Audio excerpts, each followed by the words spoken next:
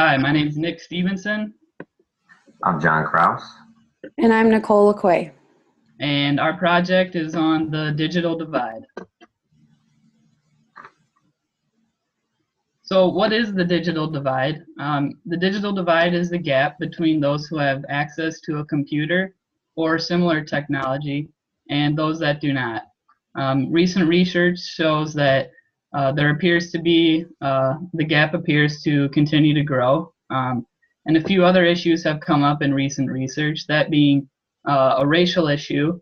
The divide appears to affect African Americans and Hispanics the most, and a location issue as well, that being people in urban areas are 50% more likely to have internet access than those who live in rural areas.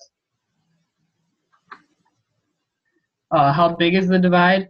Recent study shows that 56% of African American households have broadband access compared to 67% of white households. There's an 11% gap there. And another study indicates that Black and Hispanic households are only 40% as likely to have home internet access as whites are. So that kind of goes back to the racial issue. And a few factors that attribute to the divide, the first being education. Households that tend to have more education also tend to have more access to technology. The second factor is income. Similar to education, households that have higher income also have greater access to these technologies. And the last issue is race, which I've kind of been talking about previously. Whites tend to have greater access to computers and similar technologies than minorities do. So how is this divide being addressed in the community? So one thing that's being done is the development of community access centers. So what these are centers where people that don't have access to home internet can go to utilize the technologies and the computers at these access centers. So programs have been created to fund the construction of these facilities, as well as to maintain them and staff them. So the U.S. Department of Education has a Community Technology Center program which provides grants to economically distressed communities in order to fund these community technology centers. Now these are 3-year grants that must be reapplied for in order to maintain the funding. Another entity that's helping with this issue in the communities is the School and Libraries Division of the Universal Administrative Company, or the USAC. What they do is they supply schools, libraries, and rural healthcare providers with network, wiring, and access to telecommunication services, as well as internet services. And annually they provide roughly $2.25 billion to 80,000 schools, and the reach is roughly 38 million children. So what is being done to address the digital divide in classrooms? Well, there are a few things, and one of which is by increasing students' access to technology. And one method that's being used is this bring your own device strategy, or the BYOD. Now what this is basically students who already have a smartphone or a tablet are permitted to use their device within the classroom under the guidance of the teacher. Not everyone is going to have a device though, so there are a few negatives associated with this. It requires the cooperation of the students, because likely students are going to have to share their devices with other students. And students also have to be willing to use their own device, and not everyone is going to want to do that. So there are some negatives associated with that. Another concept is leasing programs. Now, these are for schools that can afford to purchase a high volume of devices initially, and then year after year, they will lease these devices out to the students in order for them to be able to use them. Obviously, there's some current concerns with this as well. The main one being device abuse. You can't have students, breaking devices that are several $100s.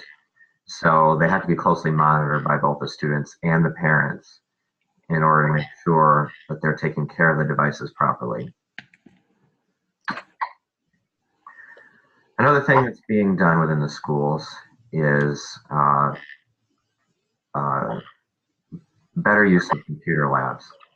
So what happens is that a better emphasis needs to be made on maximizing both the access and the time allotted within computer labs in order for students to fully utilize the technologies.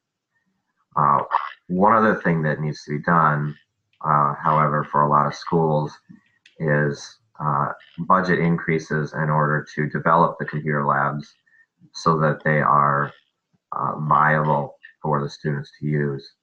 And usually the districts have to approve technology increases. So both teachers and faculty need to lobby for that to happen. Maybe a social approach to bridging the digital divide is to build a technology environment, one in which students are embracing and learning new technologies while understanding that they're not always easy to use and they can be difficult at times. Teachers need to attend in-service meetings in order to understand the technology so that they can effectively teach them to the students. And another thing is that you need to promote a no fear of failure environment. And by this I mean that faculty and students need to realize that new technologies take time to learn and that there will be mistakes and bumps along the way. But by the same token, these hurdles can be used as learning opportunities for kids to expand their knowledge of these technologies. All right, so what can we as teachers and future educators do to help bridge this digital divide? As teachers, it's important for us to provide our students with the skills they need to become productive members of society. With the boom in technology-based jobs, it's our responsibility to provide students with the opportunity to develop those skills. This can be challenging, though, in some school districts that do not have the funding for such technologies. So that's where we can advocate for technology resources in schools and in the community. One great resource is the Bill and Melinda Gates Foundation.